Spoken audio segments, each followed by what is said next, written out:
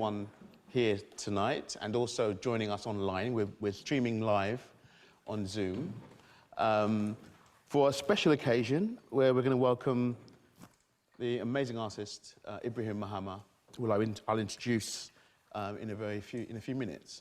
So my name is Paul Goodwin. I'm the director of TrAIN, Research Centre at UAL, which is the Research Centre for Transnational Art, Identity and Nation, where we're 20 years old. So we've been around for a while. I haven't been here that long, but almost as long. And we're a community of researchers at UAL,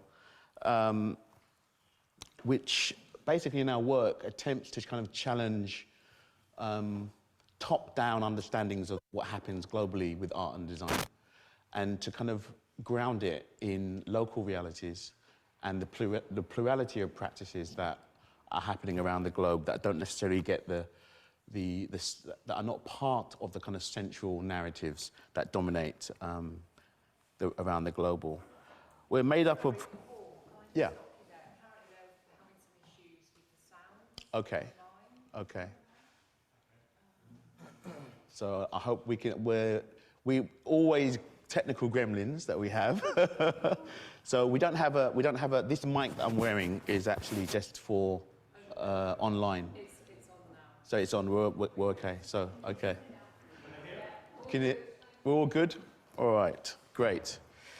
So TrAIN is made up of curators, art historians, and design historians, and artists as well, practitioners, and theorists across many disciplines at UAL. And we're a thriving community of research. We also have a thriving community of research students and associate researchers who work with us. If you want to find out more about what we do, about what TrAIN does, we have a public lecture program and other events where we welcome the public to come in, such as this event. You can look us up at our website, which is on the main University of the Arts London website under Research Centres, so search for TrAIN. So I was saying that tonight's event is special because we have a very special guest with us tonight, Mr. Ibrahim Mahama, who's just come to us from Paris, and before that, from Bern, where he's been working on projects with institutions in Paris, which should not be named, and also at the Kunsthalle of Bern, where he just opened an exhibition, which he may or may not talk about this evening. So Ibrahim is with us for a short residency at TrAIN in Chelsea this week, where in addition to his lecture tonight, he'll be giving a masterclass to students across the fine art program here at Chelsea tomorrow, which we're very excited about. This residency has been supported by the UAL Global Seed Fund Award, for which we're very grateful, the purpose of which is to engage the university with the wider world. And in this case, it's engaging with one of the most dynamic contemporary artists in the world, Ibrahim Mahama, and also with Ghana in West Africa, where Ibrahim was born and raised, and is indeed still based. He works from Ghana. We'll be discussing his work in Ghana and its global residencies tonight. He's currently ranked 14th in the Art Review Global 100 Power list. He was 6th in 2022, so he's slipping a little bit there, Ibrahim. And that gives you some indication of his esteem globally, right? And his reach in the international art world. I mean, he's literally everywhere. So we're very pleased to have him join us tonight and over the next few days. I'd like to quickly thank Tim Leonardoni and Melanie Robinson and Gabriele and the team who helped to organize this event tonight. So after I introduce Ibrahim in a second, what we're going to do is Ibrahim will speak for about 30 minutes about his practice and some of the things that he's doing. I'll follow up with a few questions and then we'll open up to the audience as the usual format. And we'll finish roughly around 7:30, 7:40. So we'll hopefully have plenty of time to a debate in the room. And also online, if you want to ask questions, please put your questions in the chat and Melanie will feed them through to us, to Ibrahim, a bit later on. So a little bit about Ibrahim Mahama. So Ibrahim was born in Tamale in Ghana in 1987. He studied for a Bachelor of Fine Arts in Painting in 2010. And a MFA, Master of Fine Arts in Painting and Sculpture in 2013 from the Kwame Nkrumah University of Science and Technology in Kumasi, Ghana. And he lives and works in Accra, Kumasi, and Tamale.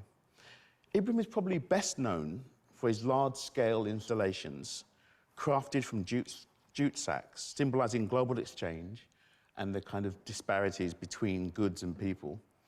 Through these collaborations, he transforms these sacks into massive patchwork quilts, draping them over renowned structures worldwide.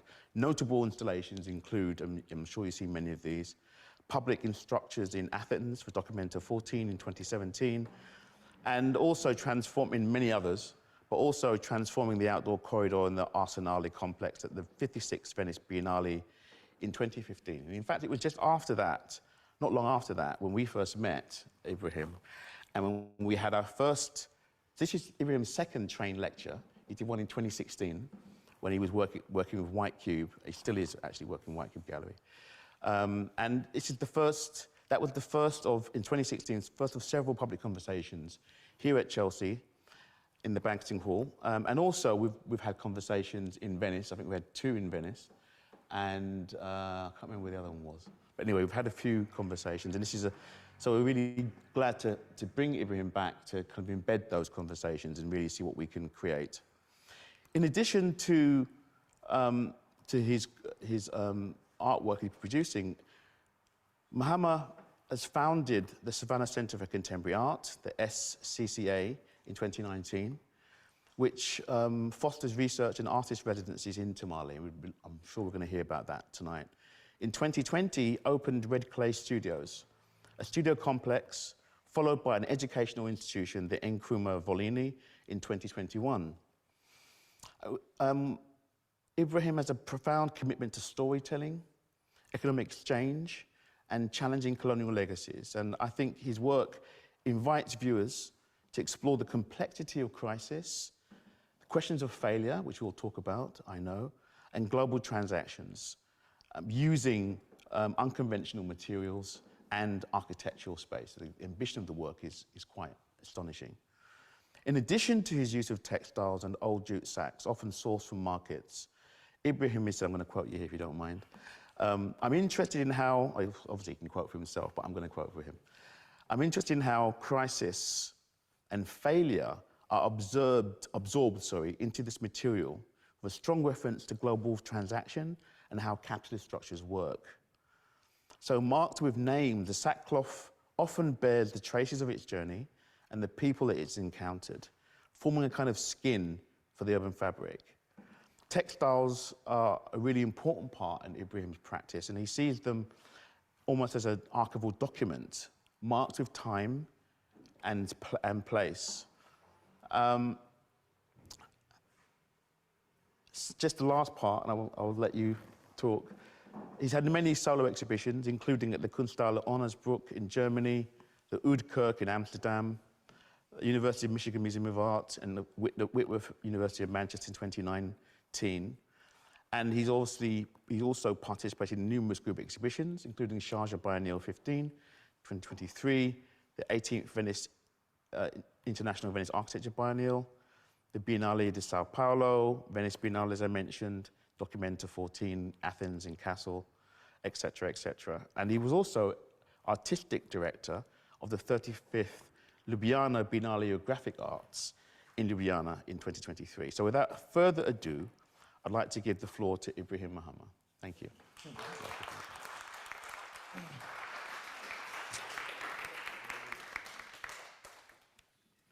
Thank you very much, Paul. That was very brief. Yes, as always, yes. Yeah, thank you. Yeah, thank you very much, honestly, for organizing all of this. And yeah, I've known Paul for the longest period. We've done so many conversations together, you know. I almost lose track of it. Yeah, and I'm very happy to see a lot of friends and family here, like people I've met in many different ways. I was thinking a lot about what to share today when I was thinking about what to prepare for the lecture. Then again, I thought, okay, maybe I would present some of my notes together with mixing it up with some of the things that I've been doing at home. both the institutional work, but also thinking about it in relation to, let's say, the public sculptures and things that I work on. You know, as Paul said, I went to the Kwame Nkrumah University of Science and Technology. Myself, I think one other person that went there is my good friend and colleague here, Elolo, who is doing a residency at the, what's the, Delphina, yeah, Delphina Foundation, yes. And we had a professor, caricature, and caricature was mainly interested in this idea of art as a gift. So thinking about art not just as a commodity, but as a gift. So if you're making art in art school, it's not so much about the production of the objects, but more or less about the production systems around the object and how that also reflects on the space that this is coming from. So one of the things that I became very much interested in was this idea of the accumulated history of labor. Yeah, the idea that every object has this accumulated labor, which is somehow attached to it. So I start from here, which is, there is a movie, I don't know how many of you have seen it, it's called Shutter. It was first shot, I think, in Thailand, and then the Americans did another version of it.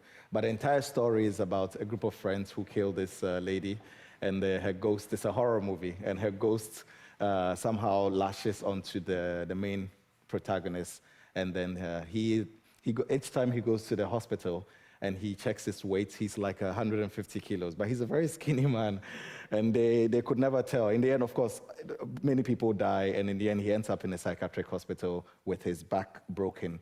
And it was only in the end that he could know through this flash from a camera that the ghost all along was on his back, and that's where the story is. So I like to think about it in relation to like the accumulated history of labor, in relation to like the condition of labor and how that is somehow embedded within forms that we work with.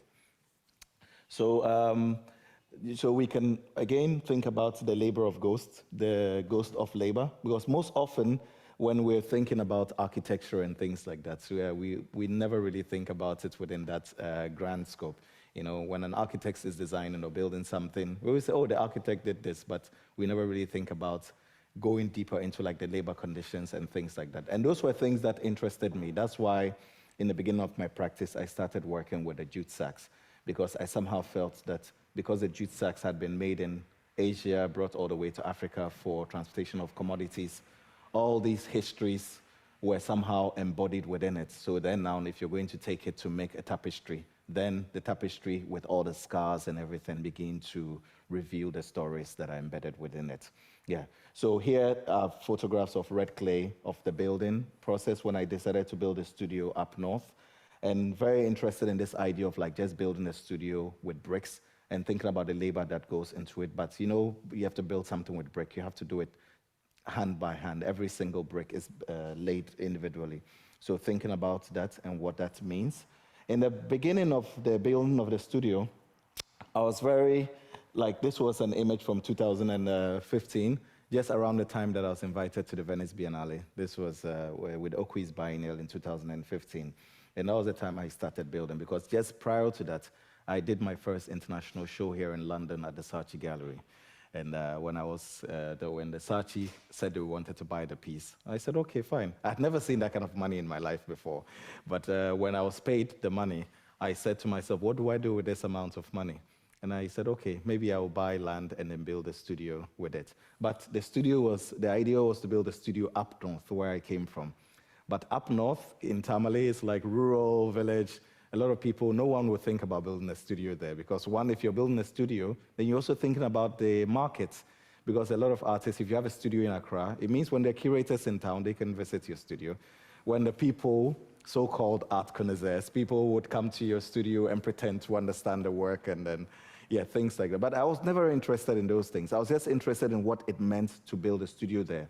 And also with caricature and the Black Star Lines, in Kumasi, the idea was to think about ways in which we could build studios, and the studio itself could be part of the making of art, because the whole point of art is to produce something that allows us to reassess our humanity and everything.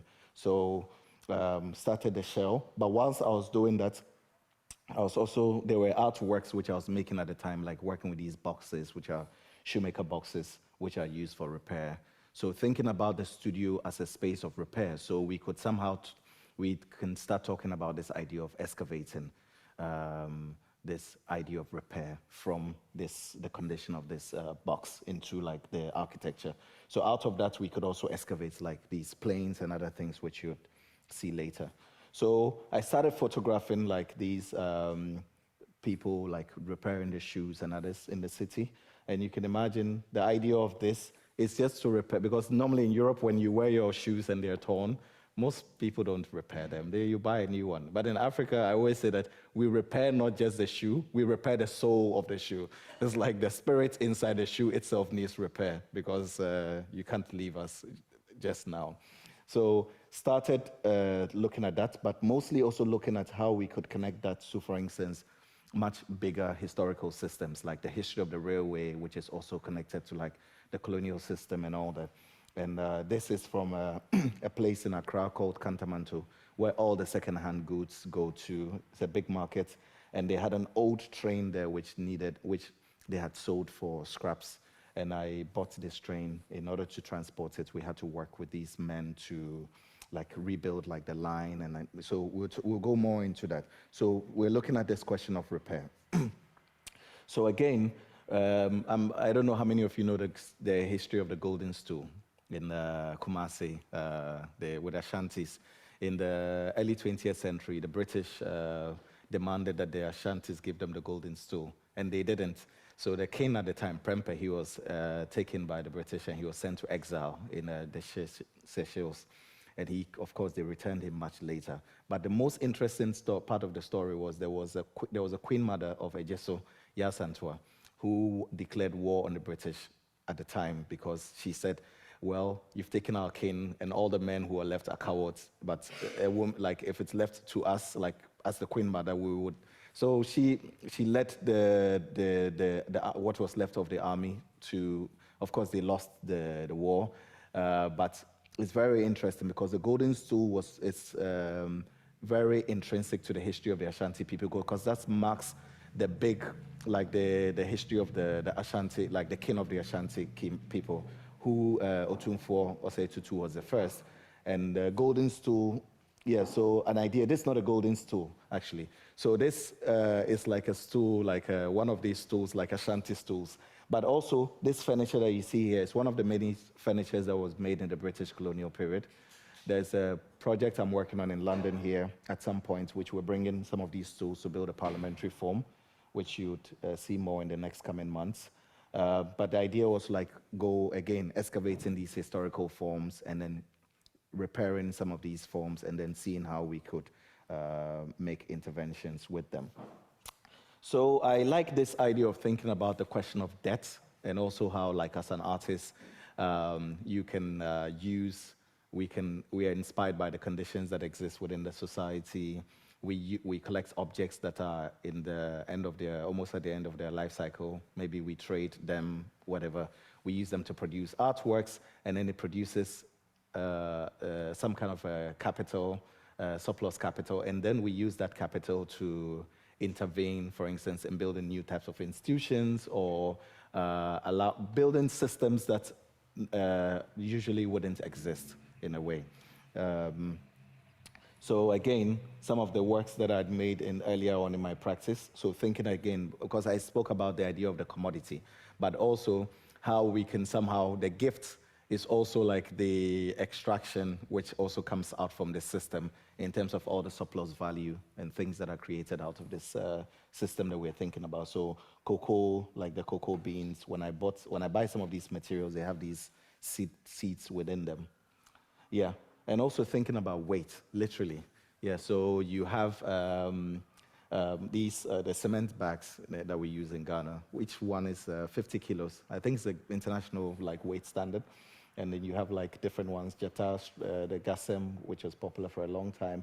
And then in the construction field, each time they offload the cement and then they mix the concrete, and then they carry the pan on their head. Each time it's like 25 kilos or more. So if you calculate how much weight a laborer has to work in like in a construction site. By the time it's done, they would have carried almost an equivalent of, let's say, 168 coaches of TrAIN on their body. So thinking about that weight, so that's why I wanted to start with the idea of the shutter, because it's that kind of invisible condition which we don't really think about.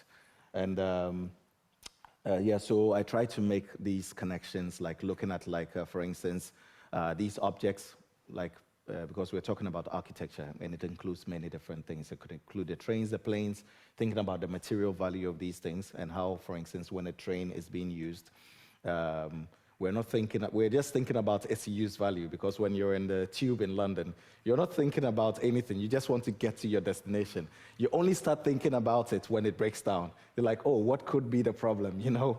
So for me, I like to, because a lot of the work that I do, I start from that point of view. Even when the thing is working, I'm thinking about the problem within it, or the structural form within it.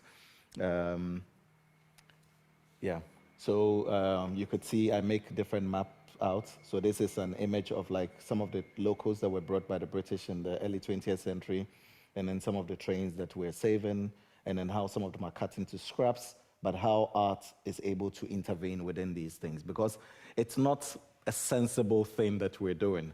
When you're making art, you're not trying to be sensible. Yeah, you're trying to ask questions, and those questions sometimes can be stupid. But they can be stupid, but they can be very important to life or humanity. You can't be too sensible in this world when acting. And so one of the spaces that also I look at a lot now is the locomotive workshop. So this is a very important space. This space was built by the British in the early 20th century. So this is where they built, it was the largest railway repair workshop in sub-Saharan Africa. And when the British made it, it was around the time that they built the railway in the Gold Coast. And the main purpose of this was to repair the trains, or to produce parts when they brought them to the Gold Coast and all that. But today, they are not running as they used to be. And the railway network has collapsed also. So I've been spending a lot of time there since I was a student, looking at just observing work, and also trying to somehow understand what it means to excavate these forms that we are trying to get. So images of, we have these buildings in Ghana called the Food Distribution Corporation. Actually, they're called the former Food Distribution Corporation. In the late 50s, when Ghana gained independence, Nkrumah built a series of, like, industrial complexes around the country. And this one was supposed to be a silo. It was actually, Nkrumah brought in a lot of the guys from the Eastern Bloc. So from the Soviet Union, from Czechoslovakia, Yugoslavia, they were working on these projects all across Ghana. And this building was meant just to store, like, the share nuts. And in the Savannah region up in Ghana, we have, it's like, they just grow wildly. Burkina Faso, Niger. And it was never completed. During the Cold War in the 66, when Nkrumah was overthrown, the building was abandoned. So during COVID, I bought the building so we could turn it into a public space. It was, when something is government, it doesn't mean it's public. Yeah, so sometimes it can be government, state-owned, but private, and then it can be private, but then publicly accessible. So sometimes the question is, what does the artist do? Because as an artist, I have no business with excavators and things like that. But then again, we also have to remember that there are artists like Robert Smithson and many others through Land Art, Anime Theater, and others. They've done, all of this work was already done in the 60s and 70s. So certainly, even in our own trajectory in Ghana, I might be an artist doing this in 2002, but also trying to trace that, the memory or the spirit that allows us to do this project, to, let's say, these practices back then. And so this is an example of one of those buildings. So there were, like, many built across the country, never completed. And then this is in a place in the Volta region called Ho. Yeah, so also, like, going around doing research, looking at these different spaces. And then so to do that, we had to excavate all the rubble and things that were in it to make it accessible. And there was a huge ecosystem of bats, owls, frogs, snakes, all kinds of things in the building, you know. And then, of course, we kept the ecosystem in the building, not the snakes. Those ones, we are open to everything, but sometimes we have to discriminate a bit. And it was very interesting. When you look at this image, it almost, like in Ghana, we have this illegal mining thing, Galamsey, and it almost looks like it could be an image of like something, a disaster or something. But we are actually excavating this building to make it accessible to the public. So again, as artists, it's a question of courage again. Because it was in COVID time and there was no money. And I had to sell a few works and raise the money to buy the building. Because imagine they were going to scrap the building. And I had to argue to the city, and I said, no, this building is important, blah, blah, blah. I said, but it's never been used before. And I said, that's what makes it important, because of all the potentials which were embodied within it. It's like we don't know, and also we can't, it's not about nostalgia and saying that, oh, let's go back. No, no, no. We're trying to excavate that potential that was in the past that we never really realized, but artistically in a very different way. So in traditional Ghanaian society, in Winneba, this city where the bricks are coming from, that goes all the way to Tamale, they have this festival called the Abuachere, and Abuachere means catching the animal. So they go to the bush, 2 groups, and then they see who can catch the antelope live. So they go and then they grab the antelope. It's one of the most important festivals. So like there's a question of courage in this festival. So thinking about that in relation to even this idea of harnessing this sense of courage in terms of dealing with certain forms with which normally we wouldn't deal with. So I will take it to SCCA, which is the Savannah Center for Contemporary Art. So I started building this space in 2014, also again from the Saatchi, from the first sale. And the idea was to build a studio space, but then it was converted into like a project space. So we did our first exhibition with an artist called Winston Kofi Dawson, who had studied in the Slade Art School. He was one of the first 3 students at the Kwame Nkrumah University in '62 when the Fine Arts program was created, which I did, Ellen Atri did. So a long list of artists came from. And our second exhibition was with an artist, Ajman Osei. And Ajman Osei is a painter, also like 20th century, early 21st century. But he also studied at Kwame Nkrumah University, but he is also a brick maker. And I was in a residency in Ebury in his house, which is made of bricks. And he and I in caricature, my professor, were talking about building things out of bricks, and that's where this idea of red clay was born. But since he's also a painter, so one of our colleagues, Kwesi Ohiniaye, together with 2 others, Ajuamo and Tracy, did an exhibition of his. So we opened the studio with an exhibition of his. So here you can see that even in the exhibition, we're working like the students, my studio assistant, together with students, and Ato and Hassan Issa were 2 artists that I had to commission to go to Kofi Dawson's studio to help him to bring out his old works, because Kofi Dawson he stopped painting for quite a while. So the idea was also how to like re-excavate that sense of energy from this old master or painter who, we owe so much to if you're a painter like you, and so many people have laid down the path, but due to the lack of infrastructure and all that, but at least through the pedagogy of the university, through like Black Star Lines and caricature, at least we could think of our practice through this way. So the studio, which now becomes an institution, becomes this way in which we excavate that. So you even see Elolo there. So we have like a lot of students, like a lot of our colleagues, working with us to like excavate these potentials. So this was the exhibition of what's his name? Ajman Osei. Yeah, this was the second exhibition that we did, and it was a really fantastic show. And for this exhibition, the curators wanted to build this soil on the entire floor, so they spent a lot of time actually filling up the whole floor with the soil, because the original floor that we made was terrazzo. And we go back to the early work. So some of these works I was doing when I was doing my MFA at the university. So this was like between 2012 and 2014, yes, before I did any international show. So this was a building in Accra, which was being worked on, and I had to like do a lot of negotiation. And this is the university library at KNUST, which was my final MFA show at the university. So at the time, it was, again, looking at this relationship to the architecture in relation to the material. And this is from, what's the name? The Great Hall. So the previous building that you saw was this one. And this is the old library, which was built during the colonial period. And this is the new library. And this is the Great Hall, where we do all the commemorations and everything, the graduation ceremonies and everything. So I was invited through Black Star Lines, through the Vice Chancellor of the university, to wrap the Great Hall during the graduation ceremony. And a lot of the students were not impressed, because normally when you do this, the building is quite iconic and everyone wants to take a picture next to the building. Like, why are we taking pictures next to these rocks? Of course, much later on, they appreciated it more when they came to learn about it more. Yeah, so it was one of those things. And this is the National Theatre in Ghana. So obviously, when you're doing these kinds of projects, there's a lot of drawings involved. This building was built by the Chinese in Ghana in 1992. So all the plans were in Chinese.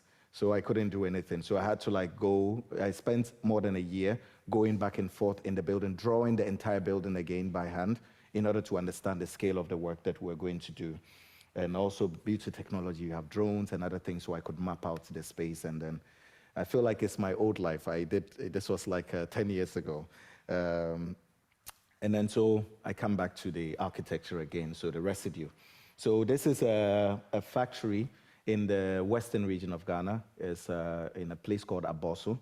In 1966, during the Cold War, before Nkrumah opened the factory, and it was a glass factory. And this was the largest glass manufacturing factory in sub-Saharan Africa. Nkrumah commissioned the factory, and 19 days exactly afterwards, he was overthrown in a coup when he was in Vietnam at the time, mediating peace. So that could tell you, because Ghana was sending engineers to Singapore, Malaysia, because we got independence around the same period. So that tells you at what point we were, because the idea of the Black Star and everything. And this factory ran for many years, and that was the factory that produced all the bottles that we used in Ghana in more than 50 years. So our whole childhood, and even shutters for buildings, glasses. And at some point, in the last couple of months, in the last year, the government scrapped the entire factory. Yeah. And I always ask myself, if something is no longer working, why can't we just intervene and turn it into something? But no, but they sold it as a scrapyard, just as the building before that I bought. So I said, okay, I went in, I negotiated with the company that had bought it, and then I bought at least half of the factory, what I could. But I tried to get the building, because I'm thinking of it in an archival sense, thinking about all the memories, the ghosts, everything that are within this. So we had to work with engineers to remove the entire building and then pack it and send it to the studio. So thinking about it in relation, there are these elements that you see, which are the bottles. So there's a really interesting old movie. I remember when we were kids growing up, they showed it in every Eid al-Fitr. It's called The Thief of Baghdad. And it's made in I think it was made in the 40s, 44 or something. Yeah, it's about this guy, Abu, who finds this bottle on the sea, and then he opens it, and there's a genie, and then he gets these wishes and everything. So thinking again, because when I bought it, one of the main things, aside the steel, which we had to work with the people within the community and engineers to excavate and everything, one of the things was these bottles. Yeah, so literally hundreds of thousands of bottles which were just left in the factory. And they had all the dust and everything in it. And I said, oh, these are very important. They have so much potential in them. Each bottle almost contains that promise within it, that genie, that idea of excavation. So we had to collect all these bottles. And when I bought it, someone would imagine, why would you buy something that requires more than 50 times the amount to transport it? Because they're very delicate. But then that's why I said, arts, we're not doing it for sense. There's no sense in it, It's there's a question of debt also within it, because we're contemplating on it, chewing on it whilst we're actually executing the action. So we can also look at it in relation to this. This is one of the old Ghana Airways planes. Ghana used to have this airline, Ghana Airways, and we flew everywhere, to London, to Düsseldorf, a lot of Ghanaians who live in the UK, who came here maybe in the 60s and 70s, who never went back and settled here. A lot of them came in Ghana Airways. Yeah, so the ghost of these people are all embedded in it. And at some point in the 2000s, we had 3 aircraft that was left that was working, and the government sold this airline because they only needed $1 million at the time to revive for operations, and the government said no. And once it was sold, it meant that it gave access to land, because they had so much land in the city and the country, and everything was sold, you know. So, so one of these planes, there were two left. One was used as a restaurant in Ghana. When you land at the airport, so you can go and eat in it. And then the other one was sitting there, something. So I was very much interested in this idea of having this conversation with the plane. And then they had sold it to another company called Amtrak. They ran for a few years, and they also closed down. So when I bought this plane because of some of the things that we do, like you see the pictures of like using it as classrooms and all that. And the Amtrak was faded on the plane. So the idea was to like work with these street painters and then to relabel the plane Ghana Airways. So now when you're landing in Accra, the plane is just sitting on the runway. You can see Ghana Airways, but it's like an exhibition which you only get to see in like 2 seconds as you're landing, and that's it. But we are going to move it. So this is an image of Nkrumah when he got the news that he had been overthrown in '66. So I think all these things that we're talking about, I think quite reflecting that in the '60s. So these are like just images of like the transportation of some of these objects. So working with like electricians. So this is the same man doing the electrical works in the studio, but because we're transporting a massive object like this through the city, with a tail and then the electrical wires, he has to dismantle the like the light poles and things. I'm sorry, there are things that you can do in Africa that here you cannot do, because here, the bureaucracy killed everything before it starts, you know. They're like, no, you cannot do it. And then, but in Africa, they would say, no, you cannot do it, but I'll go ahead and do it anyway. Yeah, so the most that can happen is that you're put in jail or something. So this, again, looking at like these objects, so like looking at these objects, so these objects are traveling long distances, you can imagine. This is coming from like 650 kilometers away.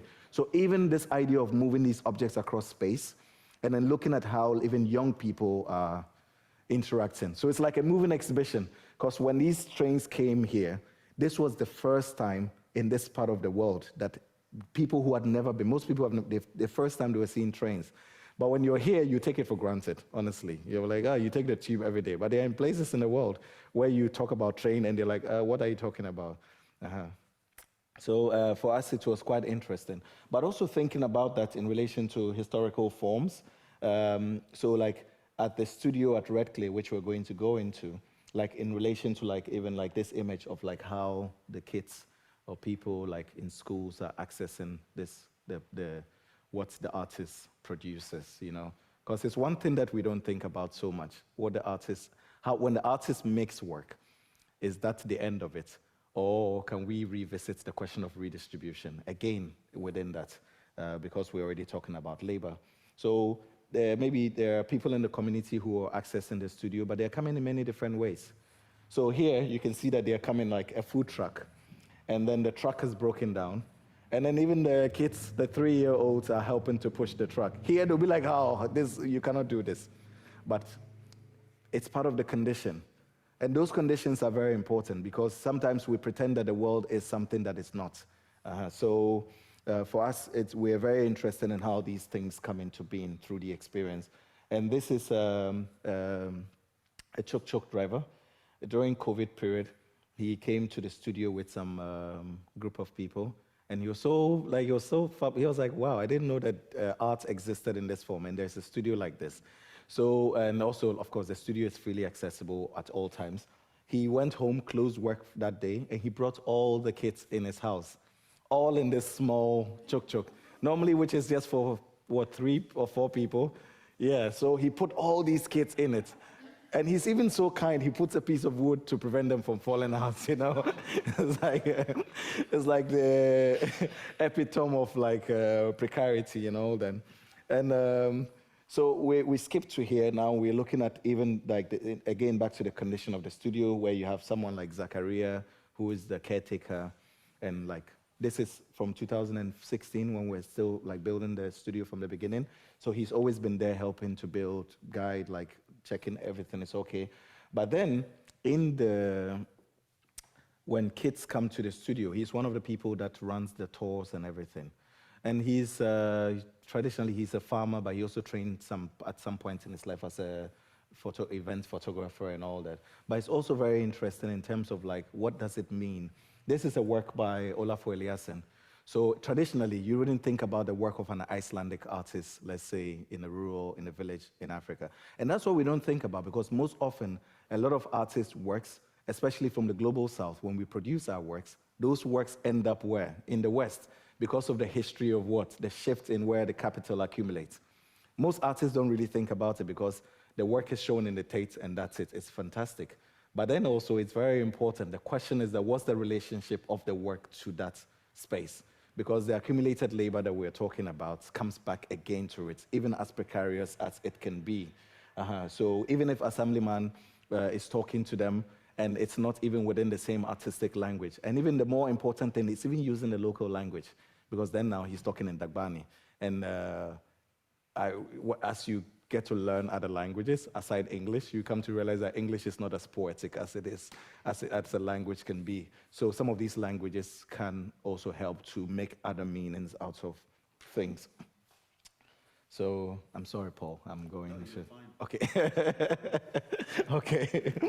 Yeah. So here we can think about, again, thinking about like the idea of like genocide of forms, like thinking about like our objects are like disintegrated or like torn apart. So thinking about the train again, I like this painting of Francesco Goya of the May Massacre.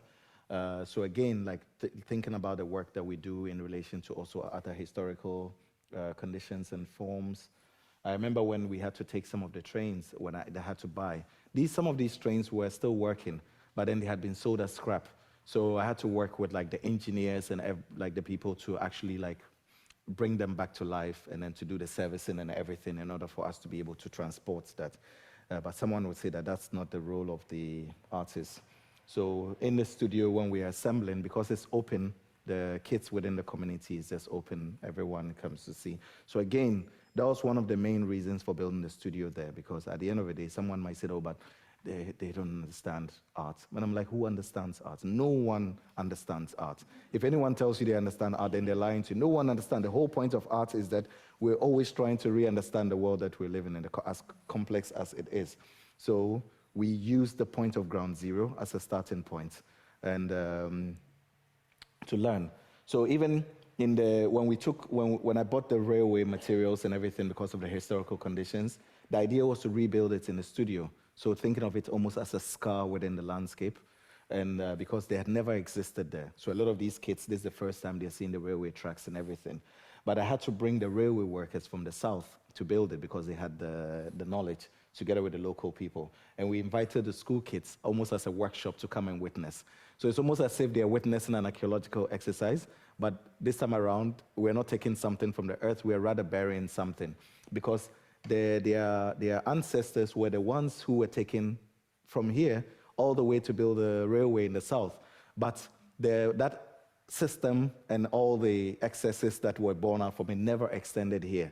So now it's almost as if we're bringing the ghosts back into this space. So even like doing performances, like working with the local community, activating these objects by manual labor, things like that. So there are different ways of thinking about your relationship to, let's say, a form. If you were in a train and a tube and then it broke down and they said, oh, get down, we're going to push the train to the next station. It would seem so bizarre. Yeah, but for where I come from, there are only possibilities. Yeah, so this is the image I was talking about, excavating the rail lines and then building the train track to rescue the old train, because when I bought it, they would not let me take the train from where it was. And I said, I'm going to take the train. So after a year, after almost 1 year of going back and forth, we even had to use other parts of the state apparatus. For instance, going to see the police and saying making a complaint to the police. The government will not let us take the thing. The police come in there and they say, why are you not letting him take the thing? But the police is still states. They're paid by the states, you know. And in the end, they said, okay, fine, you can. But there was no way to do it. So we had to excavate an old line, build a line, and then get the men who were in this area, like mostly like who were doing drugs and others, to like physically lift the train and put it on this line and then push it like 100 meters away where we could get access to it within the heart of the market.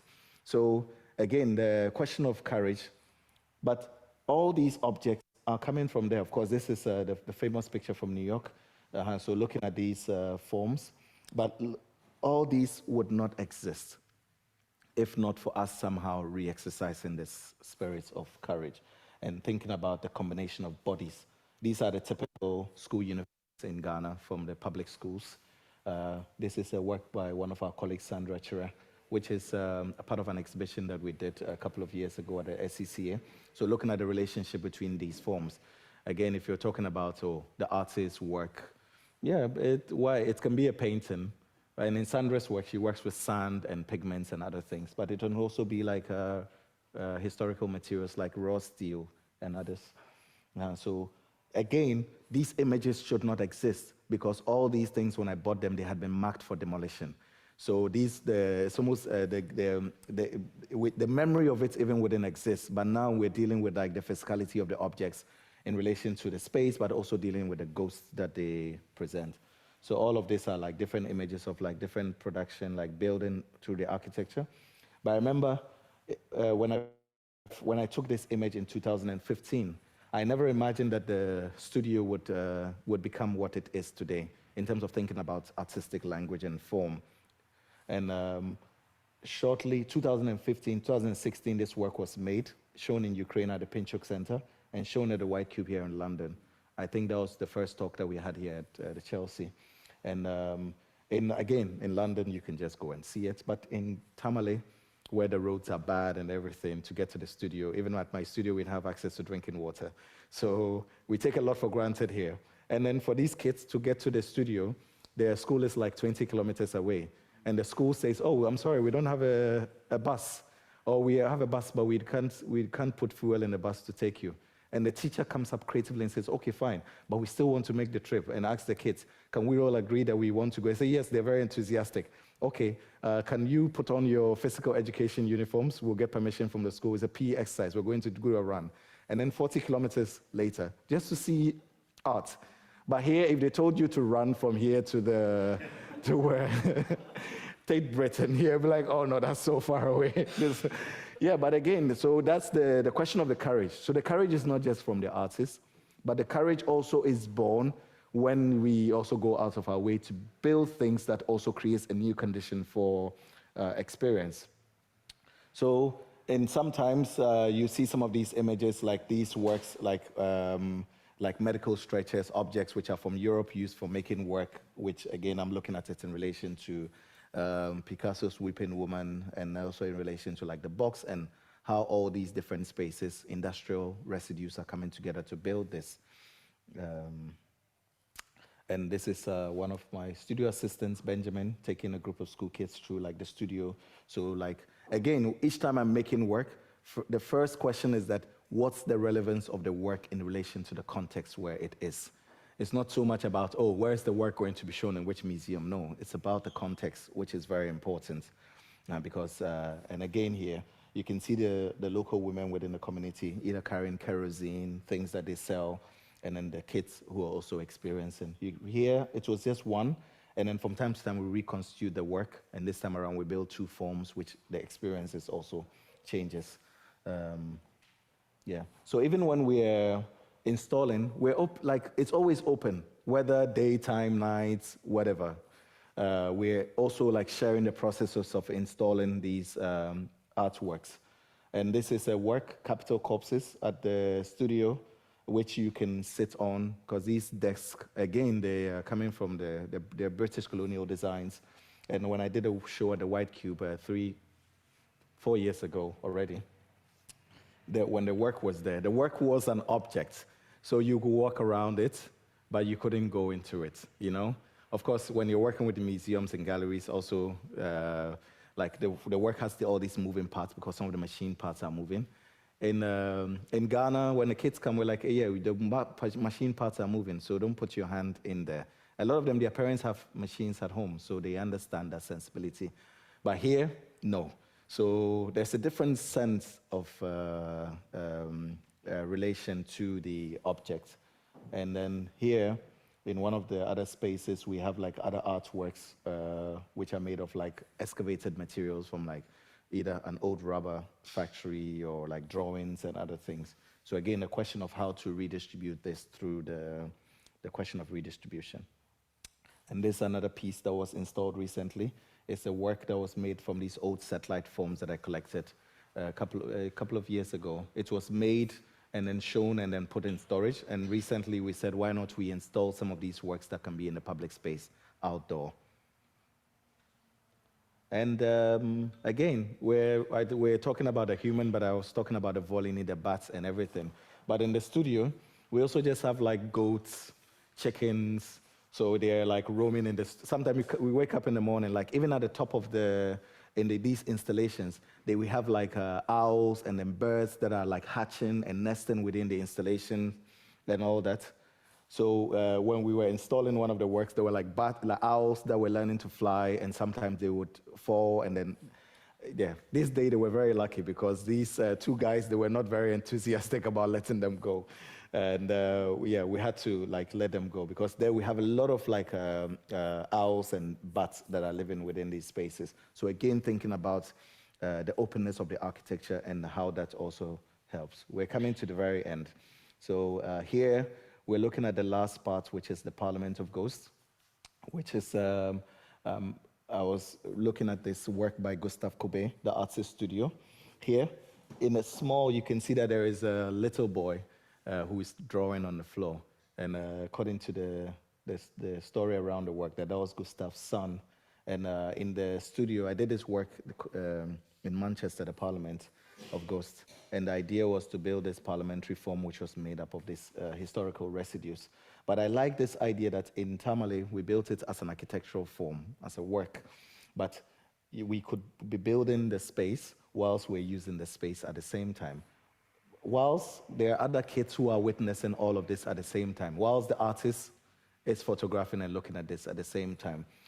So the idea of like intervening or using architecture or being within it in real time as it's developing is also very important. We don't want it to be something alien, something that, oh, when we came, everything was done. But we like the idea that because most of these kids, when they grow up, the memory of the building is very important to us. So again, the idea of building something as a stage or staging something, what does it really mean in terms of like using the space for workshops and then all kinds of other things. Yeah, so you can see how we're using the space in different times. I did a lecture for like 600 high school students, so just with a TV screen like this, and then we sat and we had conversations around like the building of the institution. So these are different also iterations of like the parliamentary form. So looking at it again in relation to the question of the ecosystem, the question of the repair, and also in relation to like straw, like materials which are used in the local architecture and all that, how we excavate all these forms. And this is like pieces of stick that are collected from the natural, like local environment at the end of the year when the dry season is about to start for building and everything. So also again, and these are the protagonists, so these are the women from the community that we work with within the studio. So normally the people who are like, you don't see, so they help in the studio in building things, the installations, the keeping up the studio clean for like the general public to come there all the time to see it, and so many other things that we do. And it's very important to us.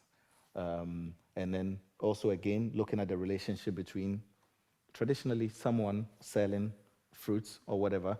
In an older image, a painting of this woman would be made and it would hang in a gallery or a museum or on a wall. But then maybe there could never be any relationship between the woman and the... But in this case, the artwork becomes part of the condition. So we're dealing with the world as it is. So you can't say, oh yeah, you don't put... No. There are people going around the studio and one person is hungry, they want to eat mango. Just because there's art doesn't mean we shouldn't eat. No, we peel the mango around the work. So for me, that is very important to think about. And this is the last, very last. I decided to show this as the very last, which is this series of images from also going back to the idea of like using, excavating, re-excavating the spirit of all this to make like bigger gestures. Like when I was commissioned to do the, the Barbican, yeah, a couple of years ago. Yeah, the purple hibiscus.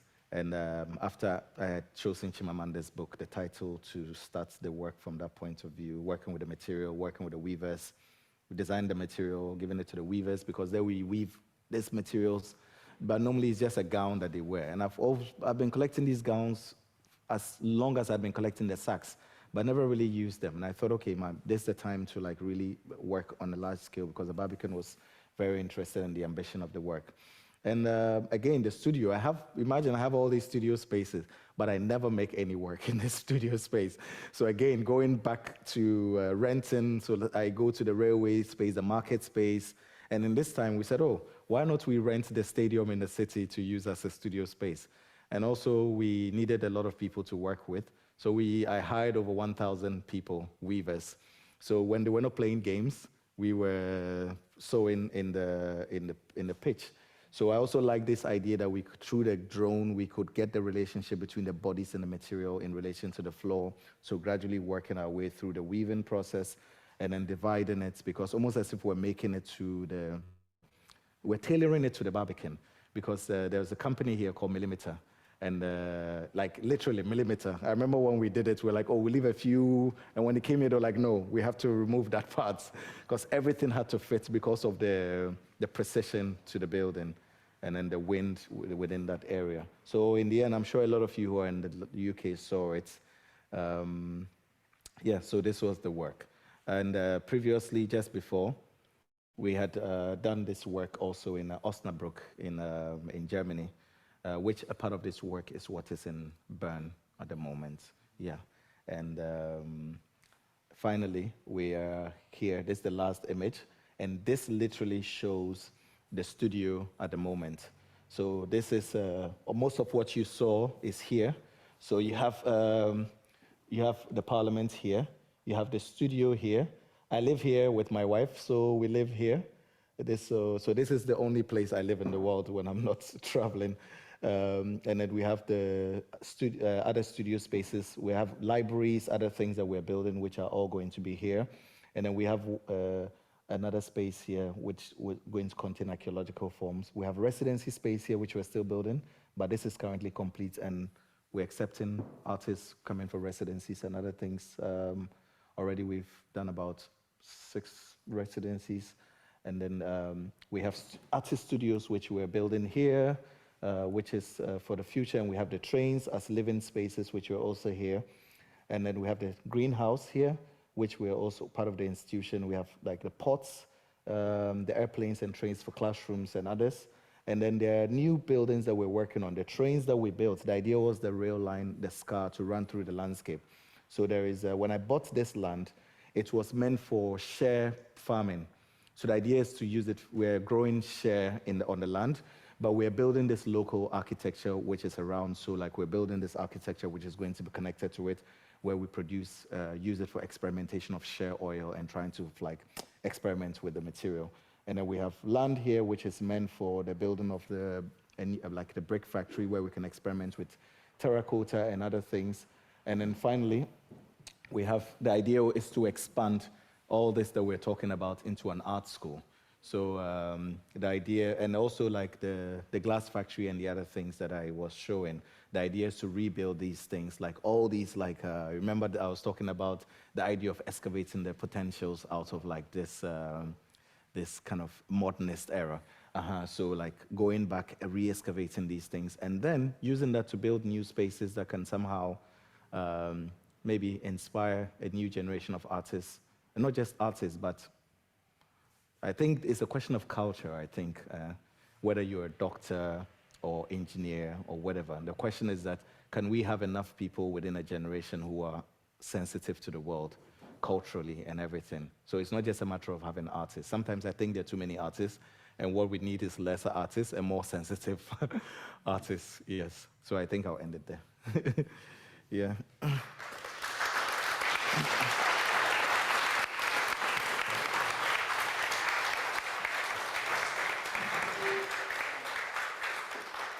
So Ibrahim, Yeah. I've got no idea where to start from there.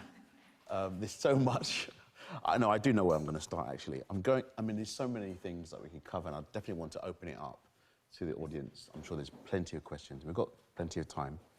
But I guess I wanted to start with, you've got pedagogical archaeology here, so, which is a very good place to start in pedagogy, given that we're in an art school and you're developing an art school. Yeah.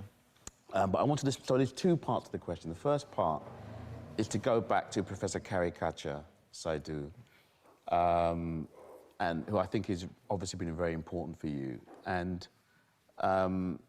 so he co-founded a program in 2003, the Emancipatory Art Teaching Project, in the Department of Painting and Sculpture at the Kwame Nkrumah Institute, University of Science and Technology.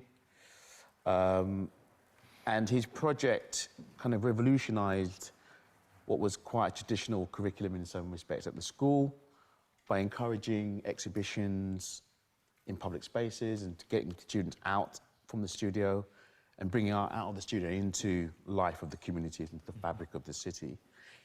And it was in that context that maybe just you can maybe start with that, to talk about how that influenced you to kind of go on the journey that you've gone to now. What was you mentioned about going into markets and other places to start excavating these forms, even at that point.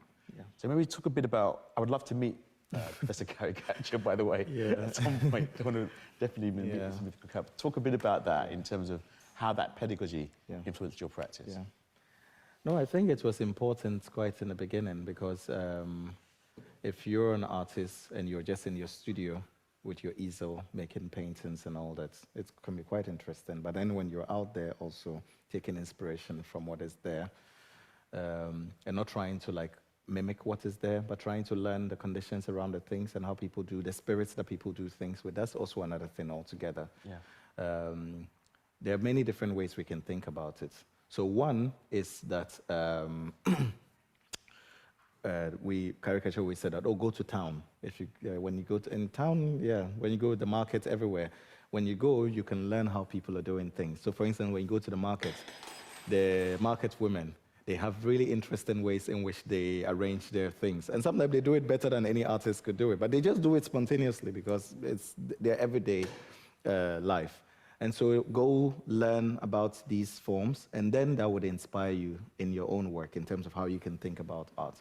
But also the other thing was that there were some students who came from, let's say, families where their parents were like welders or blacksmiths or carpenters, but they came into art school to study painting, and they wanted to be hardcore painters.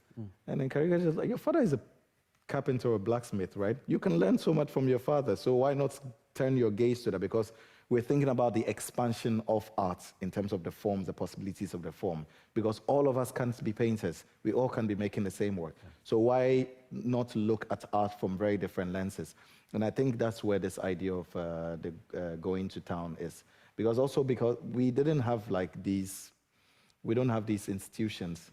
Yeah. Like there weren't like, of course there used to be some galleries before, like we had the Loom, we had the Artists Alliance Gallery by Blood Glover, the Birch Gallery, and a couple of others. But mostly hotel lobbies were places where artists were showing their work. So that also limited the ambition that the artists could bring to their work. If the size of the door is this, you're not going to make a work that is much bigger. And recently I was looking at this work by this artist, what's the name? Olga Demaral. Yeah, Olga Demaral, yes. Her studio space, like the rooms that she made some of these large tapestries was like a typical London room, like very tiny. Yeah, but she made these huge tapestries out of it. So certainly when you're using these artists as examples, and I think it's also one of the things that Caricature was interested in, because the idea of citing examples beyond what we knew, because in the previous regime, someone like Christo and Jean-Claude would not be taught in the curriculum because they thought, these artists, they are not serious. Like, what kind of art or work is this? And it's too ambitious, and who is going to buy this? Whereas Caricature said, no, that's not the starting point. The starting point is the question of art itself, the premise of art. So for us, of course, you can see where I got it from, is the premise of art itself. Whether it works or it doesn't work, it's irrelevant. It's the premise of art itself. What does it really do? And then when we're able to go through that, whether it works or not, whether be the case, it can go on to inspire many other things to happen. Yeah. So taking that point about whether it works or not opens up this question of failure, right? Which I know is something that you've been interested in. And this idea of decay and excavating these forms, these modern forms, which in that period in Ghanaian independence from 57 until say 66, when Nkrumah was deposed. I mean, I think it's hard for us now, if people that don't have that kind of knowledge of that history, to understand just how dynamic and how forward-looking and how successful Ghana was, and not only Ghana, but other aspects. I mean, the growth rates at that point were 8–10%, which at that point, an equivalent society like Singapore, you mentioned, was much lower, right? And so at that point, West Africa, Ghana in particular, was seen as a world leader. And there was all this massive potential about building this, which obviously came out of the vision of people like Nkrumah. And so, in a way, you're excavating those forms, which in some respects have failed, right? But I want to maybe talk a bit more about the uses of failure. One, in that historical context, but also in your own practice, because I can't imagine that everything worked for you when you tried to buy all these buildings or move these things. There must be multiple failures that come up. So maybe just talk a bit about the historical context of failure within the context of Ghana and how you use that. And also in your own work, in your everyday practice, how do you work with that as an artist? Yeah, it's an interesting one. I guess, one of the things that we had to learn as part of the program was also about these histories, and also the history of architecture. Because when you come to Kumasi, a lot of the buildings that were built there were built around that period. And also the question of energy. So, for instance, in Ghana, in I think, 59 to 62, that's when we built the hydroelectric dam. And Nkrumah was also interested in nuclear energy at the time. So the hydroelectric dam at the time when it was built, Ghana's population, I think, back then was about 5 million. And they moved about 200,000 people for the hydroelectric dam to be built around the time. So you can imagine there are a lot of towns and villages which are under this dam, this river. And the Akosombo Dam, of course, the lake is the largest man-made lake in the world, the Volta River. And of course, all of this was to provide energy to build these industries and everything. And there's a particular company called Valco. And the time they needed the money to build, I think at the time it was about $200 million or so back in the 50s to build this dam. And the Ghana didn't have all that money, so they borrowed part of the money. And though Nkrumah was looking more towards the east, where the money came from was in America. And this company, Valco, was from America. And then when they built it, the excess power at the time was supposed to be used in powering this dam, this factory, which Tema, Eleanor Tree has a studio in this area. So Tema was like an industrial city built. They had all the processing things there and all that. And when the coup happened and everything, of course, over the years, all these power struggles collapsed and everything, Valco, which is the company that was meant to be processing the bauxites and everything, today when they destroy buildings which are historically important, that's where the materials are taken to remelt. So it's it's part of the legacy of this idea of building this future, which somehow became swallowed itself. So it's beginning to swallow everything that was once part of the potential. Yeah. So for me, I think that's where it becomes interesting, because when we have to even do these projects, sometimes, unfortunately, you have to say that you have to pay some bribes and everything to be able to get some of these things done. One might think that, maybe I used to be one of those people that used to think that, this is quite unethical, I'm not going to do this. But then the work is not going to happen. And if the work doesn't happen, it's not going to create that room to be able to inspire other people in terms of the forms that can go into that. So some of these historical conditions, for me, are very important as just material. Yeah. And also people think of failure as an endpoint, but I like to think of it as Absolutely. as material to work with. And potential. A potential, because sometimes when something does not work, it opens up room for us to rethink about it in a completely different manner, in a completely different way. People used to say to me, "Oh, the silo, when we clean it, we can take it back to what it was before." And I said, "No, we cannot go back to what it was before. The building is as it is now. There are bats and other things living in. The only reason why the bats live in it is because when the city, Tamale itself, was more rural, and then they cut a lot of trees. And now the bats that were living in the city or in the village, in the rural, like in the trees, they're all now living in these buildings because there's no room for them to exist within the ecosystem. So that is part of the legacy of our trace on this space, and we have to deal with it. And when we're dealing with it in this way, it gives us a very different relationship to the way we think about art within this context. Absolutely. Okay, so let's open it up. I'm going to get, as we do that, can I just remind anyone online who wants to ask questions to, I'm not sure, any come through yet? We have got a few. So I'll come back to that in a minute. But yeah, please feel free to online to add your questions to the Q&A section.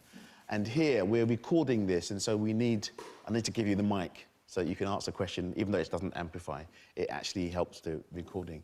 So I'm sure there are some questions, so please raise your hand, and I'll come by and hand you the mic for any questions that you might want to ask. Don't be shy. It's one at the back. There you go. What do you love about your job most? I don't know if I have a job. A job, I don't know. It's just it's a freedom that it comes with, you know? I think when every artist is making work, the core question at it is that the work that we're making, does it allow for new freedoms to be born within this? It can be quite paradoxical, because sometimes some artists make work that actually limits the question of freedom, you know? I was talking about this idea that sometimes when we're making work, because artists always say that, work is about freedom and we want to do this and that. But then immediately it's like, but we would like to show your work in Congo. Like, no, it's very difficult. When the work goes there, it might be destroyed. Of course, we understand that it might be destroyed also, but we also have to rethink about the relation, like when we're making art, some of all these limitations and contradictions are also embedded within it. But the question is that, are we willing to somehow go through some of these in order sometimes to be able to open up what we make globally? And for me, that's what I'm interested in. So if I'm invited to a difficult place, I get very excited about it. I'm like, yeah, it means that it's time to like really test these ideas that we are talking about. Okay, great. Any other questions? Yeah. Okay, yes. Over here, and then after that, we'll go for a question from online. Thanks. Thanks for such a fascinating talk. You are at the cutting edge of creativity and originality in the art world, but you're also incredibly immersive in how you allow the public to experience your art. I'm actually a lawyer, and what really is flying around in my head is, what is your attitude to protecting the originality and the intellectual property of your work when you allow the public to experience you're creating that work in itself? How do you do that? How do you approach that issue? I never think about that, actually. For me, it's always been about just letting go. I'm not one of those artists that say, someone copied my idea. If they did, I'm like, I'm very happy, because I'm like, it means that the work is having an influence, I don't think about it in that way. The whole point is about making available the process of seeing something being born.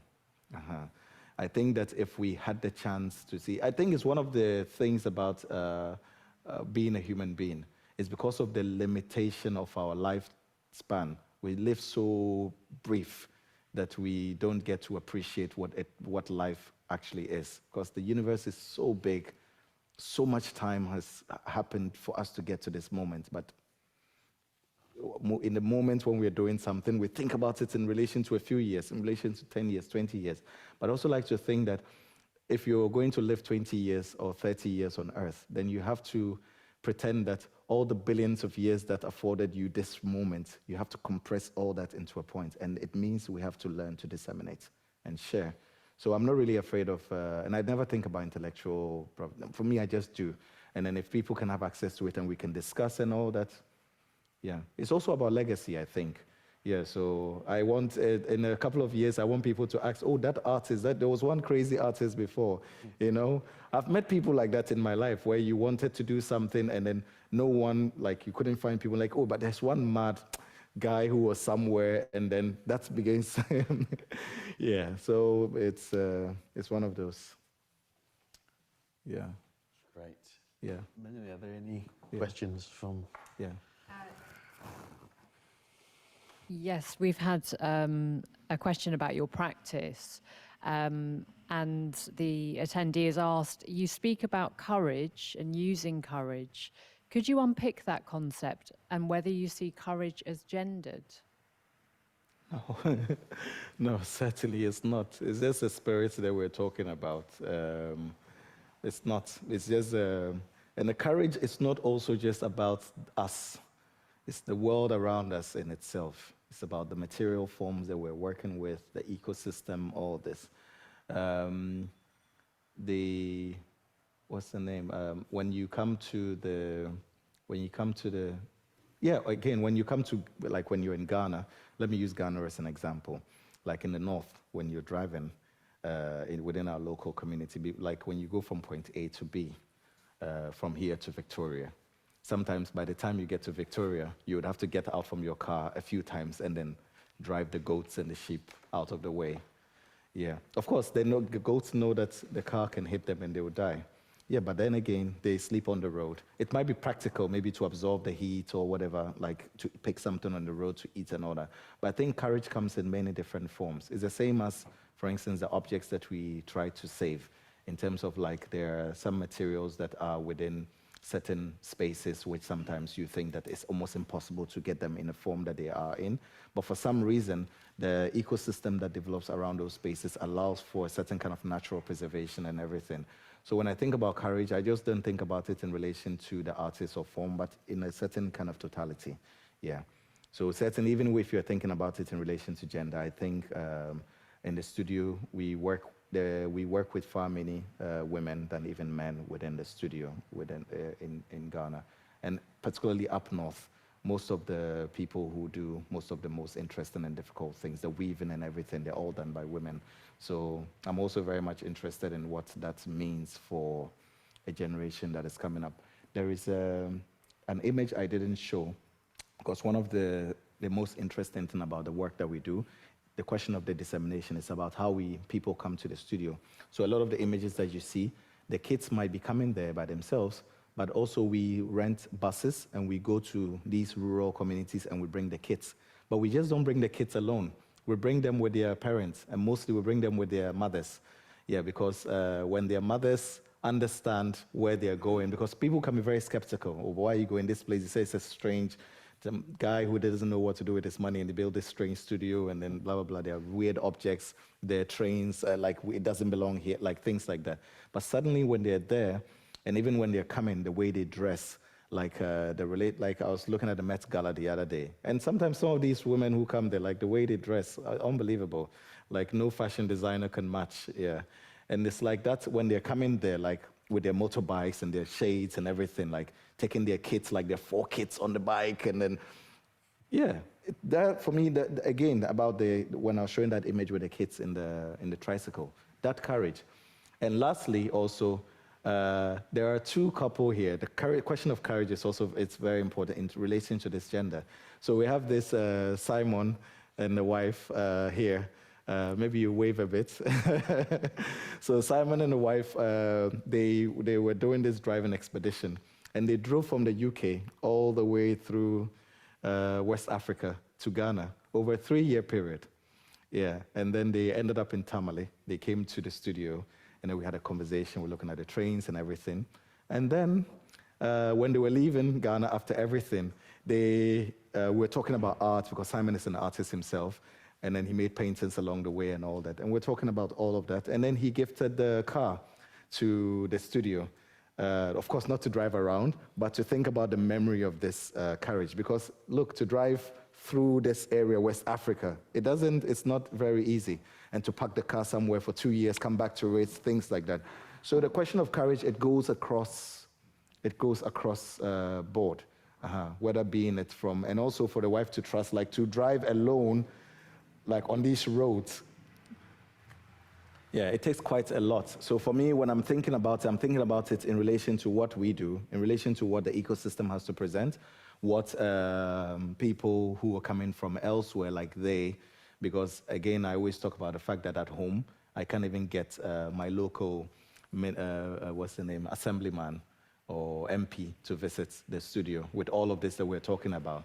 But then you can get someone like Simon and the wife driving all the way from the UK and ended up in a place like this. So it's not really specific to something.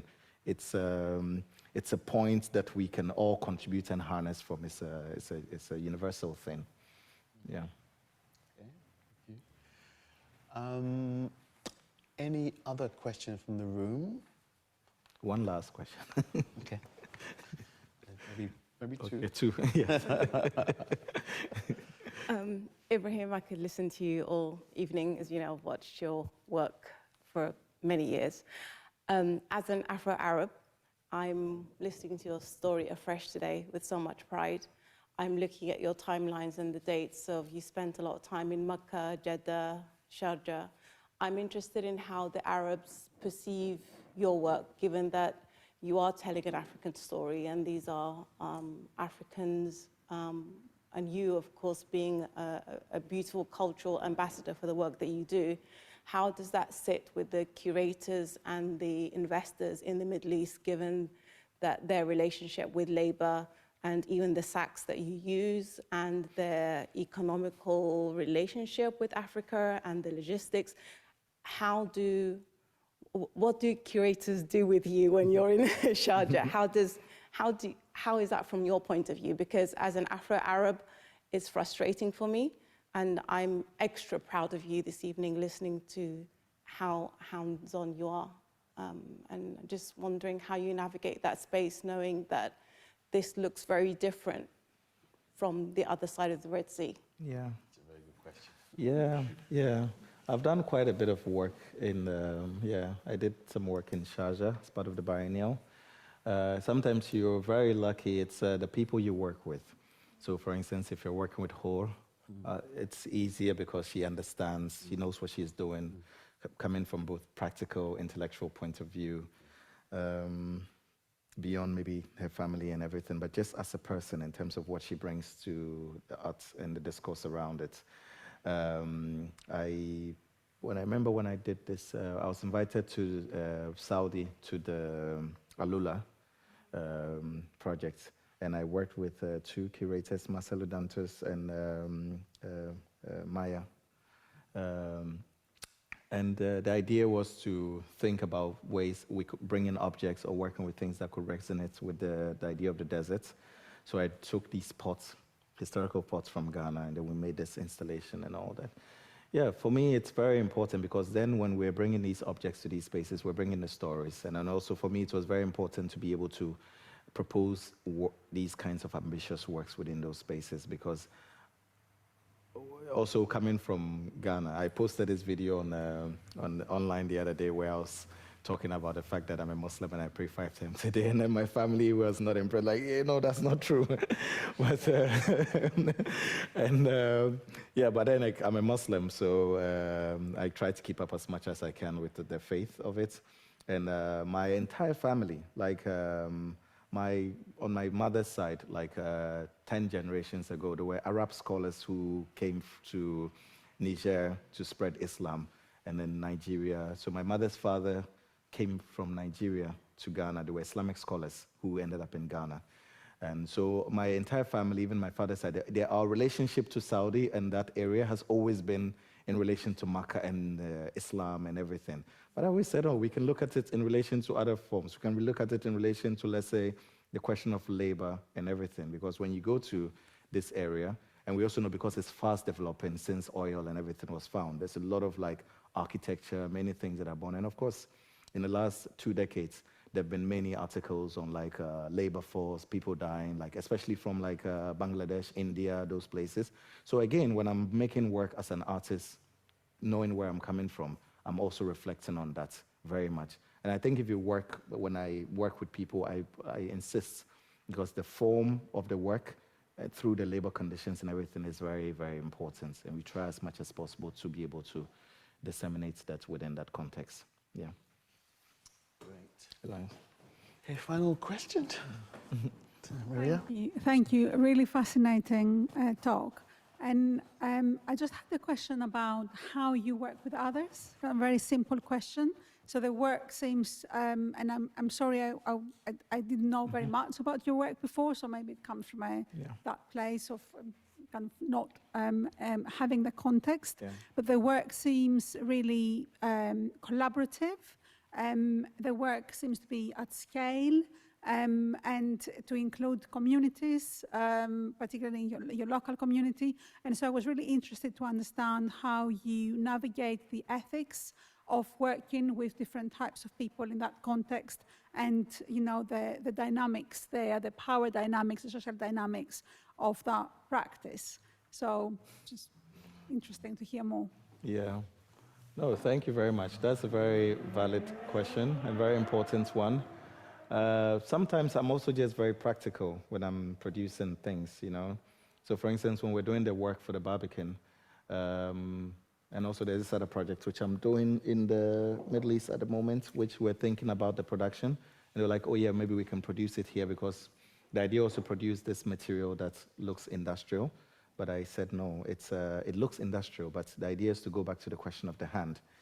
So we had to set up, I had to work with a couple of friends who, like, there's a fashion designer in Tamale called Fatu, and then the husband, they helped me together with my uncle and my studio assistant to set up these, to work with there are a lot of local masters who are like young girls are apprentices doing this apprenticeship thing with them. So the idea was to find ways in which we could disseminate the work through that system. So, for instance, sometimes we give the work to them, and that sometimes a lot of the work that we do, I can't really control the form that it takes at the end of the day, because it's a question of the production system. Yeah, because sometimes when you're sewing, because you might sew something and you realize, they sew something and realize that, oh, this area could be done, but I just leave it in that way. Because sometimes they also leave in, it's also about the contribution of the hand in relation to this. And I think there's a sense of critique also within the making of the work itself in relation, because this area where there's some of these things that I'm doing, historically, there was where a lot of things were being produced, like cotton, all this thing, but today, none of that exists. Everything has to come from China. So for instance, in the question of this material, all of this historically would have been made in the same place. But today, though, like the garments are being worn, this other one, of course, had the garments on it. The garments are being made. Oh, it's known for, like the locals make it, and it's known as a dagomba. But the fabric, the thread, down to the thread, it's made in China. So in making the work, some of these things, questions are, for me, within it. We might not discuss or talk about it, but for me, certainly, if I have a budget to produce a work, then I'm thinking, how do we disseminate, distribute the budget in such a way that if you have 50,000 euros to produce a work like this, then you're asking yourself, if I'm going to work with 10,000 people, how do we stretch that budget in order to be able to produce the work? So if we're working with 1,000 people over a month, how do we distribute that in order to be able to make sure that, and also some of them, like, it also keeps, one thing that sometimes, because there was a question that came up before about the idea of, there was one time where someone said, oh, but the artist studio within the context of the city is meaningless because it doesn't really produce anything. But then it produces a lot, because aside when you're spending money on producing systems and things, it only doesn't just allow for people to be paid for things, but it also keeps certain traditions going. Because for a lot of these practices, to also expand that reach, because sometimes when you're sewing and trying out certain technique, like, but we've never done it this way before. Like, yeah, but let's try and push it in a different way. By the time you realize, they incorporate it into the fashion because they tried something different was tried. And I think that's what art can do. Of course, there will always be bits of loopholes here and there and things like that, but certainly that is part of things like that emerge out of when you're working with large groups of people. There are always problems that are bound to come out from these things, but certainly the most important thing is to start from knowing that you're trying to be as straightforward and as ethical as possible as you can be in order to be able to do these things. Yeah. And one last thing, I remember one time some of these were like paying like people that would pay them, some of the people that were working, but I realized that it wasn't really working that way. So you have to pay people individually. So sometimes you're working, and at the end of the day, it takes more time to pay people than even to produce the work itself, because you're trying to make sure that every single person gets the money right in their own hands, rather than relying on like this system, this apprenticeship system.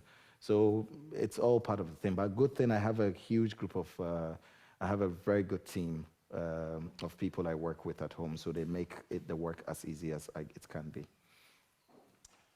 Okay, so I think we're going to close there. Just remains with me to extend a huge thank you to you, Ibrahim. I know your schedule is crazy. I can't remember where you're going to next. Is it Indonesia or somewhere? Where are you going next? Somewhere. Paris. Just around the corner, yes. Paris, and then, yeah. So thank you for sharing your time, your labor, your ideas. I'm really happy that you want to continue this dialogue with us at Chelsea, Campbell, Wimbledon, and TrAIN. And this is something which we hope will be a regular platform.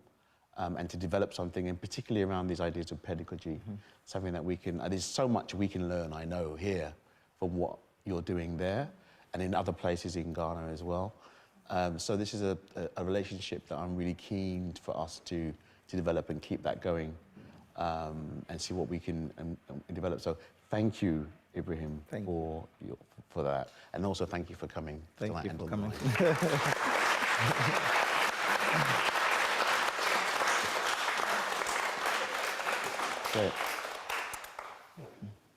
Well done. Yeah.